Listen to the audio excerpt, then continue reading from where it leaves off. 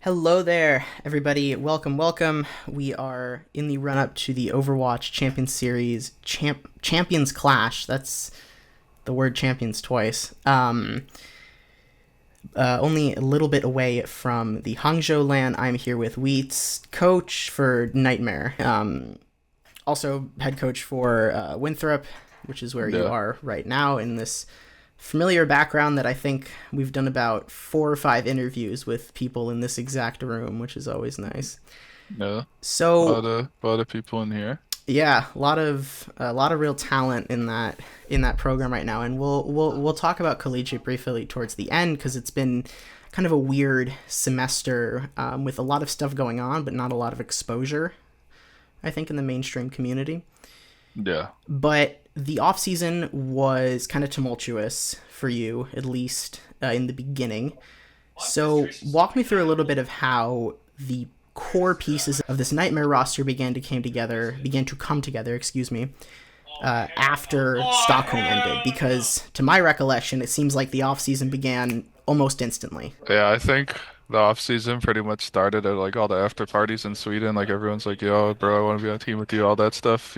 Lots of BS going around. No one's actually.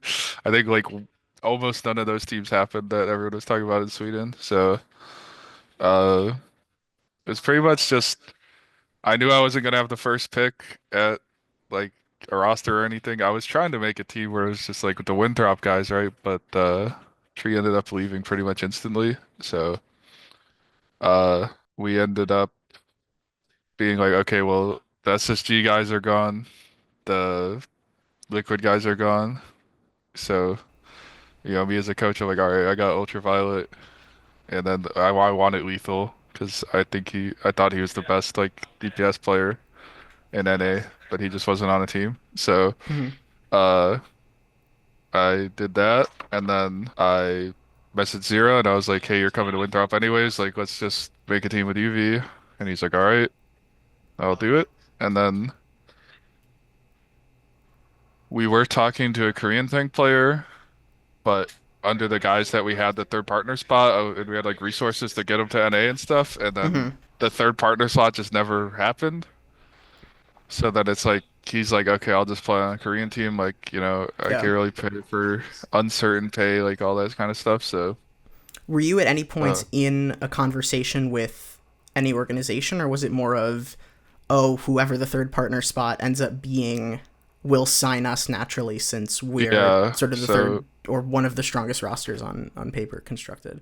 yeah. So basically, Liquid got signed. Like, I never got to talk to them. I talked to SSG guys for a little bit, but they ended up going with the Lenny like Hunter roster.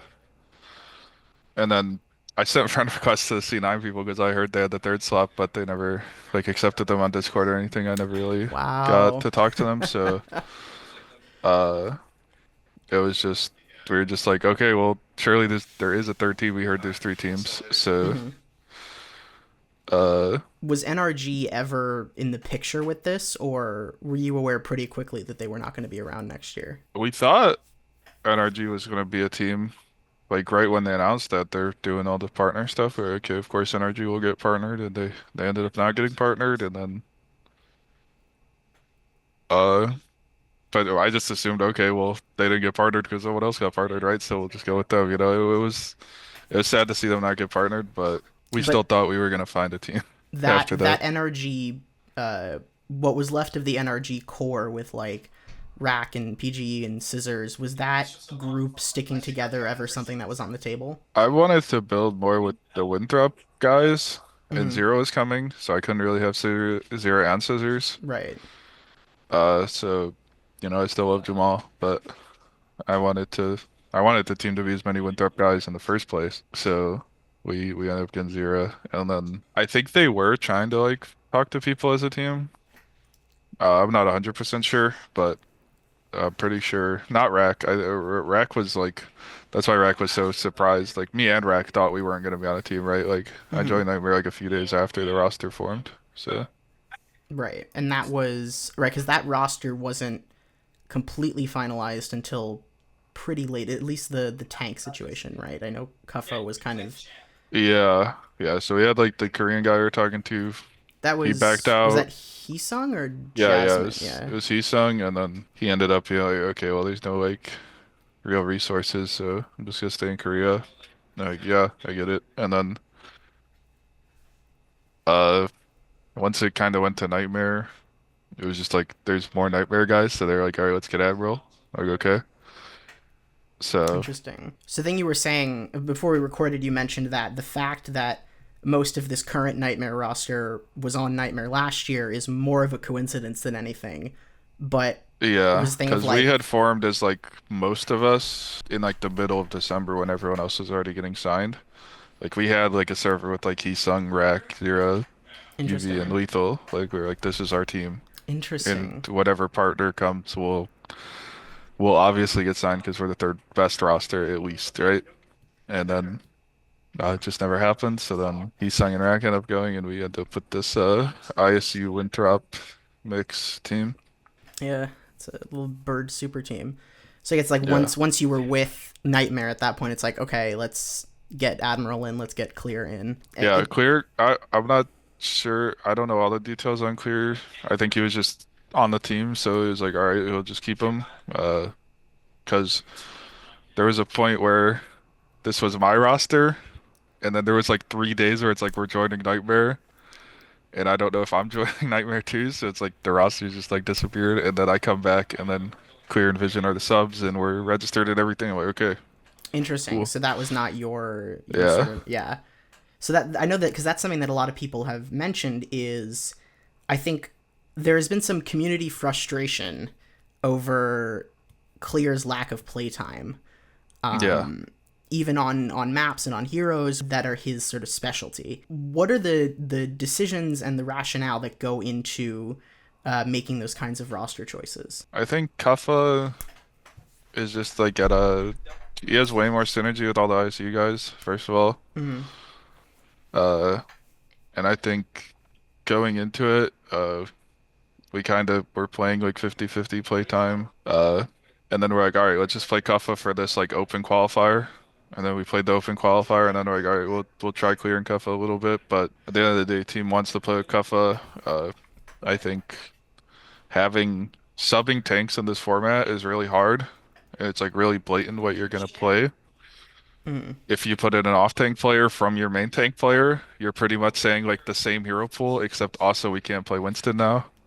And Winston's like mega important. So unless Winston became like way less prevalent, it's really hard for off tank players to, unless you base your whole team around it like a lot of the EU teams. But in NA, it's kind of been like a main tank region. So Yeah, I can't really think of any of the Western teams that have had like a tank rotation. yeah, it's just really hard because you ban, uh, like you see the enemy roster before you ban. So I guess the Ultimates is probably the only one that had a yeah. real rotation. Yeah. And how do you as a coach kind of manage people's expectations and emotions regarding playtime? Uh, I mean, I've always told people like if I think you're the best option, like there's no bias or like anything in my heart. It's just if I think this is the best roster for the map, that's what's playing. Like that's what we did on NRG Stage 3. We were using all 8 of the players on our roster, like we were subbing out, we were making like platoon swaps, like Yeah, 3 people in, that was three really people cool. Yeah. out, and then Stage 4, no subs at all, like because it's a hard meta, right? Like the Stage 3 balance was really good and it allowed different like spam, like the spam maps. All right, we put in the gun guys, we put in PG, Cal, and attack. We put in the diva, the slow diva Interesting. All three comps. of those people who are not Yeah, active at the moment. yeah, and then I think Attack is actually playing in yeah, he's the playing in Soup Soup. Cup, right? He's on Alt Delete or something like that. It's something Yeah, like a with a bunch of computer. like sort of It's old actually school the guys. derpiest roster of all time. It's like Opener, Kilo, and Attack are all on the same team, and they're all just derpy guys. I But think Pisaze is there too, or yeah, F4's. and I mean in real life, not in the game. They're all good at the game, but they're all just derpy guys. Yeah. Speaking of Soup Cup, So I think and many other people, when we looked at what the actual format was, we're like, we're not going to get quite as much of you and VP versus the Korean teams as we thought. I'm sure that's more of a Yeah. logistics thing than anything. Yeah, it's because the But tournament's like 2 weeks, but we're only there the second week. yeah, So, it is what it is. But yeah. what are you, obviously the main reason you're there is to boot camp. So what are you hoping to get out of that Korea boot camp, both tactically and also kind of for growing as a team? I think mainly just all being together for the first time. Uh, really huge to be in person and just like lock in and like just grind away at the game. And Korea has all the best teams, so obviously it's where you want to go to boot camp, especially for Asia land. Like there's really no better place. And then we got invited. One day, Gotek's just like, "Hey, do you guys want to play in SOOP Cup?" And we're like, because he knows the production people. Obviously, he goes to land and like he plays matches with Wei in person, so he already knows all these production people. Right. And they're like, "Hey, do you want to play SOOP Cup?" Like, and we're, yeah, sure. You know, it's like I don't think you could have better practice for LAN than playing a LAN, you know? And a lot of these guys have never played in international LAN. Like I think all these guys have collegiate LAN. Yeah. At least like Zira doesn't have collegiate, but he did play in Sweden Yeah. and Saudi, so he has international LAN experience. But like guys like Kuffa and Lethal don't. So I think getting all of the like weird like land bumps out of the way at the Soup Cup, where it's like if we do good, like obviously we're playing to win it. We're not just, showed up for fun, but the it's not the main objective of the trip, you know. It's just another step. Is there any element of that extended time period in Korea giving everybody's bodies a bit more time to adjust to the zone difference? I wonder, Yeah, does that that time help? zone is really nice. It's like going straight to a LAN and just playing like with no buffer is actually really tough. And like the first few days of boot camp are always like at least our boot camp in like the UK when we were boot camping for Sweden, the first like 2 days everyone's body is just still used to NA times. So Yeah, because this is the first time that players from North America and Europe have had to go to Asia for a yeah. major land since, oh God, like I 2020. think 2020, probably like the Shock Grand Finals that they won. They were in True, Korea but yeah. playing online. But like I the was last thinking, in-person LAN events were like Apex, I think, in like yeah, Korea. 20. And That's crazy. Wow. I don't think there's ever been an in-person international LAN in China. So Uh, at least not like with tier one teams. I remember yeah. I remember like Shane and like Carter played at something in China in like 2017, but like the I'm trying to think of the like big Chinese tournament that ran alongside Apex ever had teams from like North America and Europe. They might have, but not as yeah. many as this. Point being, it's pretty monumental, and Yeah, the it's a huge event. Chinese crowds are definitely something that are going to be really awesome to have back. So I want to get into talking about the actual tournament a bit. You were one of the teams that kind of bucked the Mauga meta trend, much like you did with NRG actually. Is that a thing that you like to do? Is that something that came about during scrims? You know, how does a team develop a meta read like that, or maybe a counter meta read like that? I think we just didn't really like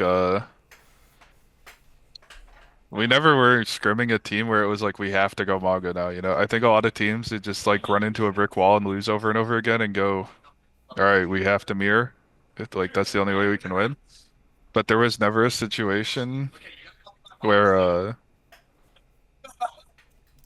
where we were losing in a scrim like so bad that we were like we have to mirror, right? We always found other solutions. So I think a lot more teams wouldn't be mirroring Mauga if they put more thought into the game instead of just being like, you know, we're losing, let's mirror. Like our comp sucks. Yeah. I think everyone blames comps like instantly at NA. It's a So, skill issue, is what you're saying a little bit. yeah, I think definitely. I mean, you saw us and SSG, like both of us, we're not mirroring Mauga. So, Yeah. Was there a moment, whether it was in that match or in the leading up or in the lead up to it, that did something ever click for you in watching the team play where you were like, wow, yeah, we're the best team in North America. I think like pretty bad even in the preseason scrims. I think Gultech like really changed the way we play and see Overwatch. Even me, like the way I see the game.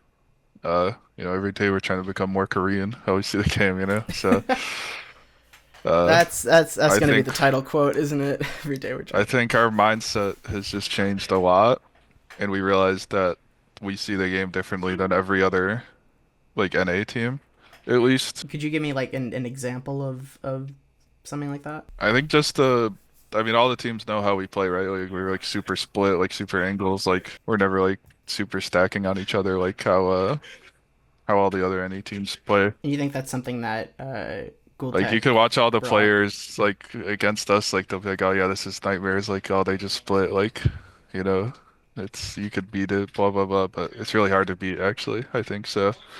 And just the way we play and the way we think about the game, people aren't blaming comps or like people aren't just like, "Oh, I just trolled." It's like we always try to find solutions for issues. And then we do have a lot of veteran players too.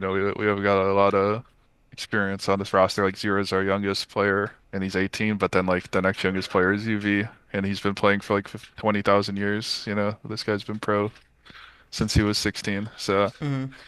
and he just turned 21 yesterday. The other thing I want to ask about, and this is not an Overwatch marketing contractually obligated question, but do you feel like perks have changed the way people approach the game fundamentally, or is Oh it yeah, more of a I cherry on forgot to top? say when they added perks, that also was when I knew we were gonna be the best team because we Interesting. have the best Ana player in NA and probably one of the best Ana players in the world, and perks made Ana insanely broken.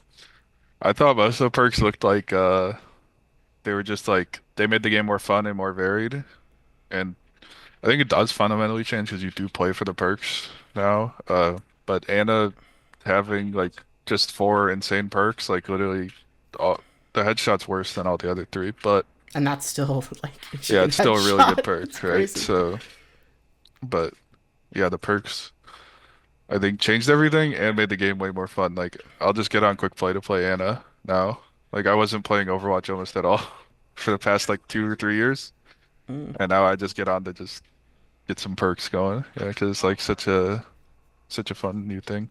Do players or coaches generally plan out, oh, we, in this comp pick this perk, or against this comp pick this perk? I think we Um, kind of talk about it. People will be like, "Do you guys think this is good into this?" Right? But most of the time, it's on the player to be like, "I think this situation, I should pick this perk."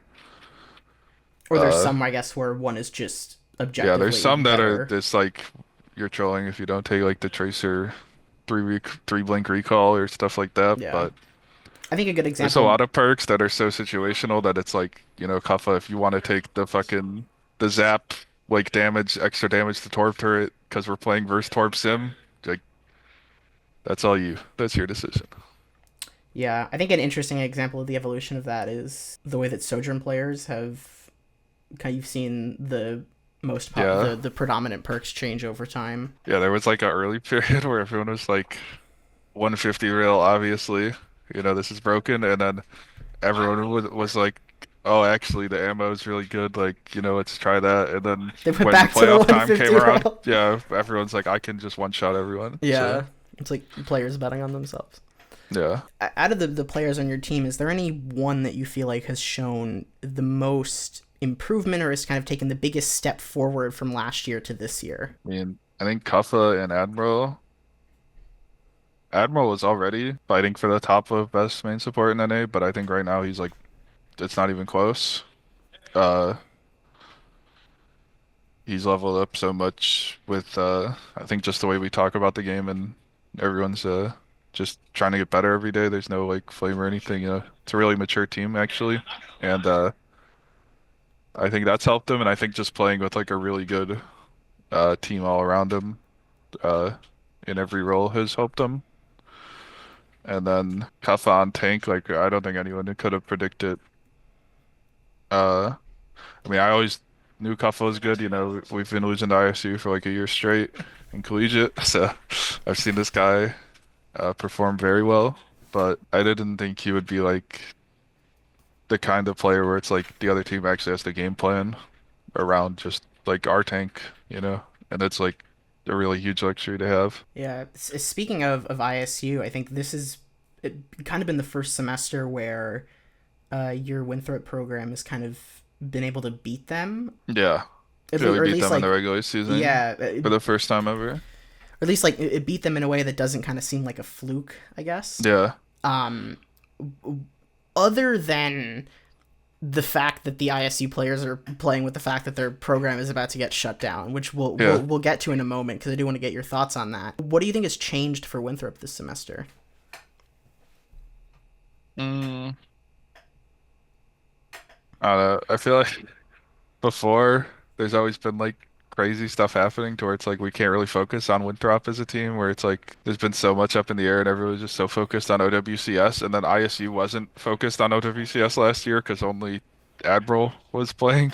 You know, like Lethal was a sub, Willie was a sub on Ents, Kuffa was like on a team, but like these guys weren't going to lands and stuff, you know, they weren't on like contending teams.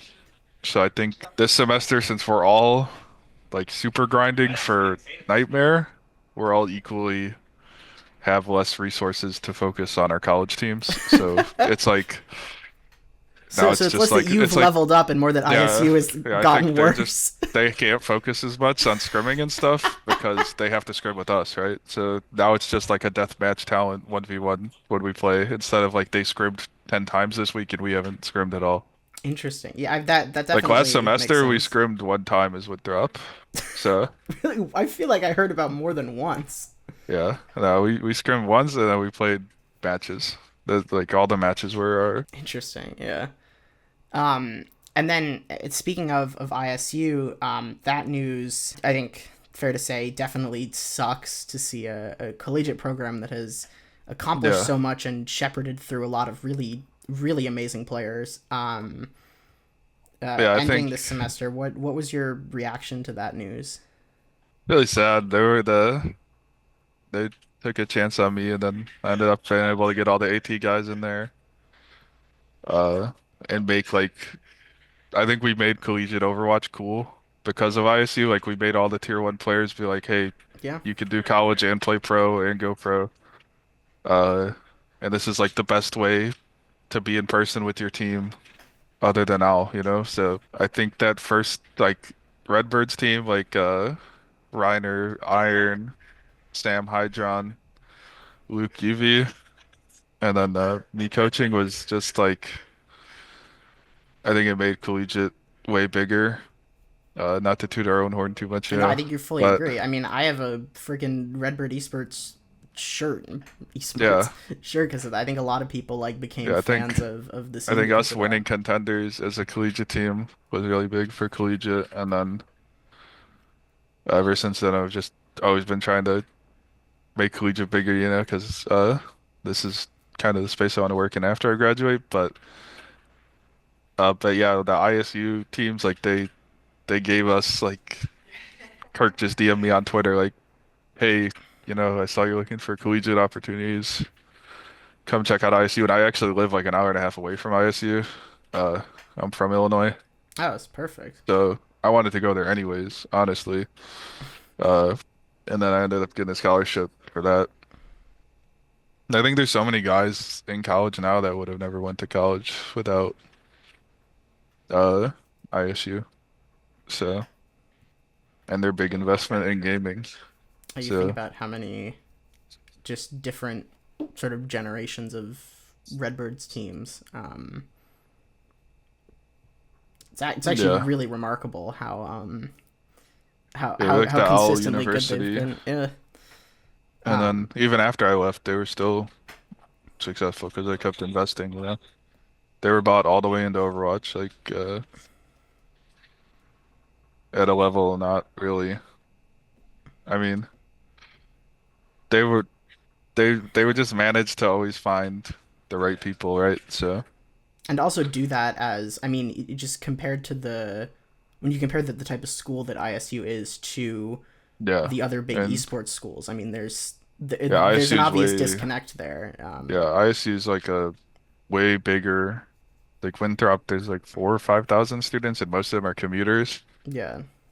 I mean, ISU ISU's is like like yeah, 20,000. it's a state Like, school. I mean, yeah, a it's, huge it's in the school. name, but like, So not to disparage it's somewhere like a Maryville or a Northwood, but like yeah, to do what ISU did, being like they have a lot a of public school restrictions is as the school that they remarkable. are. Yeah, absolutely. So my last question for you is: we look towards Hangzhou. If I remember the bracket correctly, you play We play China number 2. yes. So most likely Team CC, CC, yeah. probably. Barring some Yeah, I don't know, some unlikely, crazy but stuff will happen, but yeah. Oh, did you see the thing of yeah, I was with watching the the throw? game. Oh my god, Yeah, that was crazy. I was trying to see if they were gonna actually commit to it, but they chickened out. It's hard to tell. It being a good team means you're bad at losing, I guess. But Yeah, so when you get to Korea, are you going to scrim any of the Chinese teams, or are you just going to be focusing on the Korean teams? And then B, what does a successful Champions Clash look like to you? I don't think there's really any priority to scrim China. I think scrimming Korea is like the most important thing because like every team in Korea is just raised up from playing in the environment that they play in, right? Like they get to scrim each other, and then they're scrimming a team that gets to scrim Falcons or Raccoons every day. Right. So like even the low tier Korean teams are by proxy getting stuff from the best teams in the world. Like I remember RuPaul Uh, said that he thought Haejuk-dan, who was like fifth in Korea, would probably be the third best team in North America when yeah, he was scrimming them with Toronto Defiant. yeah. So definitely the Korea teams are the priority, especially with how like thin of a region China is. They're really powerful at the top, but it's a really wide, really not deep puddle, right? Like it's like it's the inch deep pool. Yeah. Yeah, they got 2 to 3 probably world class teams. I think pretty similar to NA or EU. So Hmm. I don't think scrimming them would be as useful as Korea. But then success in China for us is just I think if we go play and have no regrets about how we played, we'll place really high. Like if we do everything that we've been doing this whole time and just it'll get amplified by playing versus better and better teams and learning. I don't want to put like a place a certain place because I want to win the whole thing. Like Yeah, yeah, obviously. the, Hmm. I don't want to say get like top whatever would be successful. I think as long as we have no regrets, that's successful. That's a really good answer. Yeah. What you said about NA actually made me think of another question. I know that said that last. I know I said that last one Oh was yeah, going to that's be my fine. last, but um, how do you feel like the overall quality or level of sorry, I just got distracted by hearing Sarah. Yeah. Um, what was I saying? Oh yeah, how do you feel like the overall level or quality of play in North America has changed from last year to this year? I think it's pretty similar. So the thing is, there's no Toronto Defiant like Boogeyman anymore. Like at the top, where it's like for best team and then tier break and then like good teams and then tier break. It's like Right. I think it's pretty solidly us, Liquid, and SSG at the top three. Uh, but I don't think there's like a tier break or anything between us because they're all really talented players. They have really good rosters. But then I think you can see from like the results of the regular season where it's just like the bottom four. I mean, Avidity did better than everyone else, as they were also able to kind of dunk on all the bottom three, but the bottom three were really Yeah. struggling It's like the versus top the rest of the three: field. small tier break, Yeah, timeless, timeless Avidity. larger tier Yeah, break, yeah, tier break. amplify, larger tier break. Yeah. Yeah. Um, So do you think like that is something that will get better as time goes on? Because I think one of the least talked about changes this year is that there's fewer teams in OWCS. Obviously, last year you had the group stage and then the playoffs, so there was kind of 8, but kind of 16. But Yeah, this year it's like there's definitively sort of just 8. that's Um, really tough for these because a lot of these like those bottom three teams are like super inexperienced. Like these are players that are like on the come up from like through the face it system and stuff. I feel like it's kind of what it would have been like if contenders could have played into the Overwatch League, you know? Like I think there's just Interesting. a resource gap between the middle of NA, right? Like the bottom half is just like well, I don't want to say the bottom half because Avidity did good, but the bottom three is like they don't have experienced players. A lot of them, this is their first, time playing against tier one competition, which means they probably don't have experienced coaches.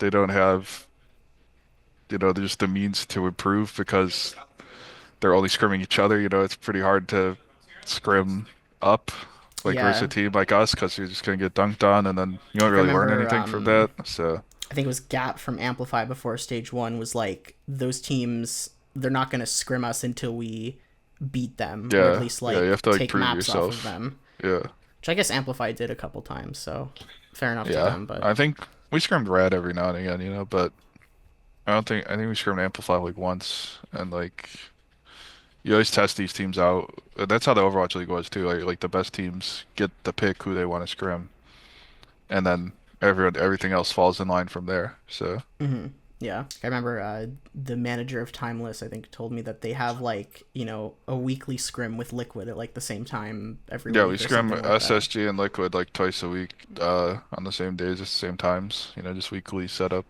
Yeah. I mean, there was when we played Liquid, we would scrim SSG like 4 times a week, and then when we're playing SSG, we scrim Liquid 4 times a week. So, So you think uh, having high quality practice is better than having diverse practice? yes. Yeah, Interesting. I think playing versus talented players that will punish you for making a mistake is better than like let's see what this team's doing because even if they're doing something like really crazy, like they might not have the players to like pull it off or something. But I think the more time they have and the more experience they get, I think like the further in the year we go, obviously the top teams will level up, but I think the floor should raise too. I think the bottom three teams should also improve.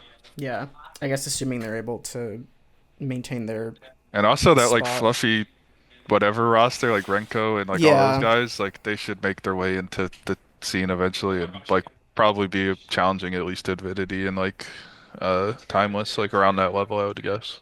yeah. I can't Assuming believe they they didn't make it. I think they're just having the year from hell right now, they're but hopefully they can turn it around. I think they're in the lower bracket in Face It playoffs now too. I haven't been Yeah. following it quite much, but Yeah, I haven't watched Face It too much. I just every it's time I hear about them, it's like, oh, we didn't make OWCS. something Oh, else is going wrong. we just lost to Derpy and Face It. I'm like, okay, Yeah, like I yeah, don't know no. what's going on. But yeah, we'll see what happens. I guess we'll know what teams, the results of like the Yeah, the promotion relegation. Yeah. before China, but that'll certainly be exciting. But thank you for sitting down with me. Good luck in Soup Cup. Good luck in the Champions Clash. Extremely excited to see what y'all are able to do. You know, play to that bananas Chinese crowd. It's going to be really awesome. Yeah, that crowd sold out in like 15 seconds apparently. I know we My have girlfriend was trying to get a ticket. I mean, I'm trying to get her. I think I can get her one through like Family Friends Blizzard, whatever. But yeah. she was trying to get like the VIP package because she just wants like all the stuff. And she said it sold out literally before she could enter her passport number to buy a ticket. So Yeah, I think you had to like. I think the tickets were only for, or they were very restricted. I think. Yeah, yeah, yeah, it's very hard to get. very awesome. Yeah, um, yeah. Make sure to, like and subscribe and do all those sorts of things. Find our socials and Wheat's socials in the description, and we will see you all next time.